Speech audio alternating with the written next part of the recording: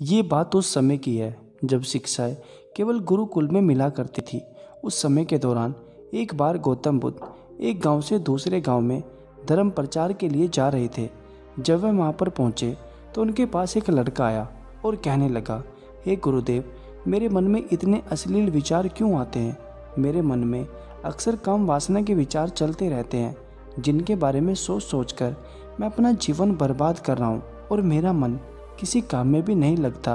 और अगर मैं किसी काम को करने की कोशिश करता हूँ तो मुझसे वो काम भी ठीक तरह से नहीं होता, जिस वजह से मैं शांत नहीं रहता और हमेशा विपरीत लिंग की ओर आकर्षण महसूस करता हूँ। बुद्ध, क्या आप मेरी इस समस्या का समाधान कर सकते हो? अगर आपने मेरी इस समस्या का समाधान कर दिया तो मैं जीवन भर आपका आभारी रहूँगा। गौतम बुद्ध मुस्कुराए और कहने लगे कि काम वासना होती क्या है? लड़के ने कहा, मुझे ये तो नहीं पता कि काम वासना का मतलब क्या है, लेकिन यह जो भी है बहुत बुरी है। फिर लड़के की बात सुनकर बुद्ध ने कहा, सबसे पहले तो तुम ये समझो कि प्राकृतिक रूप से जो हमारे अंदर है वह बुरा नहीं। जीवन में उसकी कुछ ना कुछ जरूरत जरूर है और वासना एक प्रकार की भावना है जो हमें किसी चीज़ की कमी का एहसास दिलाती है और फिर हम उस चीज़ की पूर्ति के लिए उसकी तरफ आकर्षित होना शुरू कर देते हैं। जैसे किसी के पास पैसे की कमी तो उसका मन पैसे के प्रति आकर्षण यानी पैसे की काम वासना उत्पन्न हो जाएगी। वो वासना कुछ और नहीं बल्कि एक प्रकार की कमी, एक प्रकार की जरूरत का एहसास है और यही जरूरत अगर शारीरिक हो तो उसे हम काम वासना कह देते हैं। लड़के ने कहा, भगवान, ये तो समझ आ गया कि काम वासना का मतलब क्या है, लेकिन ये हमारे अंदर आती कहाँ से है? यह उत्पन्न कैसे होती है? बुद्ध ने कहा, काम वासना कहीं से नहीं आती बल्कि ये प्राकृतिक रूप से हमारे अंदर मौजूद है और इसका होना भी बहुत जरूरी है, क्योंकि यही मानव जाति का विस्तार का आधार है। लड़के ने कहा, भगवान, जब काम वासना प्राकृतिक रूप से हमारे अंदर मौजूद है तब लोग काम वासना को गलत क्यों बोलते हैं? बुद्ध ने कहा, यह एक बहुत बड़ी समस्या है। लोगों ने काम वासना को गलत नज़रिए से देखना शुरू कर दिया, इसको दबाने की कोशिश शुरू कर दी। काम वासना होना गलत नहीं बल्कि इसका बेलगाम होना गलत है। केवल इसी के लिए जीना और इसी को लक्ष्य बना लेना गलत है। बुद्ध ने उस लड़के से पूछा, तुम्हें क्या लगता है जानवरों में भी काम वासना होती है? तो लड़के ने कहा, हाँ जरूर होती है, क्योंकि जानवरों को भी अपनी पीढ़ी का विस्तार करना है। बुद्ध ने कहा, तो फिर हम जानवरों की काम वासना को गलत क्यों नहीं कहते? लड़के ने कहा, पता नहीं, भगवान आप ही बता दीजिए। बुद्ध ने कहा, जानवर अपनी काम वासना का उपयोग संतति उत्पन्न करने के लिए करते हैं, ना कि इससे खुशी प्राप्त करने के लिए और न ही सुख भोगने के इरादे से, क्योंकि जानवरों को प्रकृति ने इतनी सोचने समझने की क्षमता नहीं दी कि वह अपनी काम वासना को कुछ पल की खुशी का आधार बना सके, जबकि हम इंसान अपनी सोचने समझने की क्षमता का उपयोग करके प्रकृति में पाई जाने वाली हर चीज़ का उपयोग अपने सुख और आनंद के लिए करने का प्रयास करते हैं। इंसानों ने काम वासना के साथ भी यही किया है, इसे अपने आनंद और भोग का विलास का आधार बना लिया। जिस भावना को प्रकृति ने मानव जाति को बनाए रखने के लिए हमारे अंदर डाला था और उसे हमने जीवन का प्रमुख लक्ष्य बना रखा है, और इंसानी काम वासना का बेलगाम होना ही उसके गलत होने का कारण है। लड़के ने कहा, भगवान, लेकिन ये काम वासना हावी होती क्यों है? इसके बेलगाम होने का कारण क्या है? बुद्ध ने कहा, काम वासना के बेलगाम होने के 4 बड़े कारण हैं, जिसमें सबसे पहला कारण है जीवन में किसी उद्देश्य या लक्ष्य का ना होना। बुद्ध ने कहा, काम वासना के बेलगाम होने का दूसरा कारण है समाज के द्वारा इसे गलत बताकर दबाने की कोशिश करना।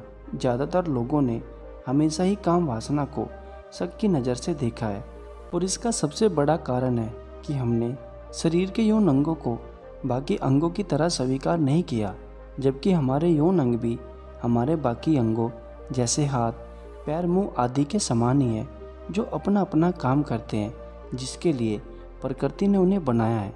लेकिन हमने इन अंगों को कुछ ज़्यादा ही गलत बना लिया, और जब कोई चीज़ रहस्यमयी बन जाती है तो लोगों की रुचि उसमें कुछ ज़्यादा ही बढ़ जाती है, जिस वजह से लोग जाने अनजाने में काम वासना के प्रति आकर्षण महसूस करते हैं। बुद्ध ने कहा, जब किसी विचार को दबाने की कोशिश की जाती है तब वह विचार और मजबूती के साथ उभर कर आता है, और यही काम वासना के साथ भी किया जा रहा है। उन्होंने कहा, अगर मैं तुमसे कहूँ कि नारियल के बारे में मत सोचना तो तुम्हारे मन में सबसे पहला चित्र किस चीज़ का आएगा?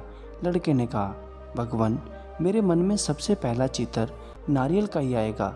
बुद्ध ने कहा, उसी प्रकार अश्लील जबरदस्ती रोकने का प्रयास करते हैं तो वो और मजबूती के साथ हमारे अंदर उठते हैं, इसलिए कभी भी विचारों को दबाने की कोशिश ना करें। लड़के ने कहा, भगवान, ये तो मैंने भी महसूस किया है। बुद्ध ने कहा, काम वासना का हावी होने का तीसरा कारण है अपने विचारों के प्रति जागरूक ना होना। हमारे अंदर कैसे विचार चल रहे हैं हम इस पर कभी ध्यान ही नहीं देते। हमारे मन में उठने वाले विचारों के बारे में एक अनोखी बात यह है कि जब हम किसी चीज़ के बारे में विचार करते हैं तो हमारा मन उसी से संबद्ध और सैकड़ों विचार हमारे सामने रखना शुरू कर देता है, जिस वजह से हमारे मन में विचारों की एक उलझना बन जाती है जिसमें हम उलझकर रह जाते हैं। और ऐसा ही होता है अश्लील विचारों के साथ।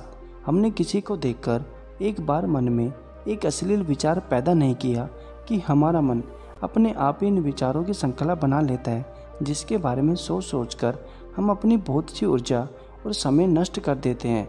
बुद्ध ने कहा, अश्लील विचारों के हावी होने का चौथा कारण है बुरी सोच और अश्लील विचारों वाले लोगों की संगति करना।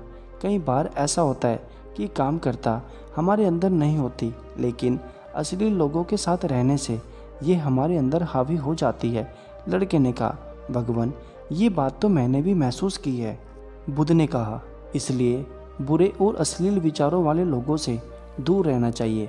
लड़के ने कहा, भगवान, ये तो समझ आ गया कि काम वासना हावी कैसे होती है, मगर इसे हावी होने से कैसे रोका जा सकता है। इस पर बुद्ध ने कहा, सबसे पहले तो तुम ये समझो कि काम वासना की ऊर्जा को रोका नहीं जा सकता, इसे सिर्फ रूपांतरित किया जा सकता है। और इस ऊर्जा को रूपांतरित करने के दो तरीके हैं, पहला है प्रेम और दूसरा है ध्यान। जब हम सच्चे प्रेम में होते हैं तो हमारी काम वासना की ऊर्जा प्रेम और आनंद में परिवर्तित हो जाती है, लेकिन ज़्यादातर लोग शारीरिक आकर्षण को ही प्रेम मानते हैं, जो ऊर्जा को नष्ट करता है, रूपांतरक नहीं।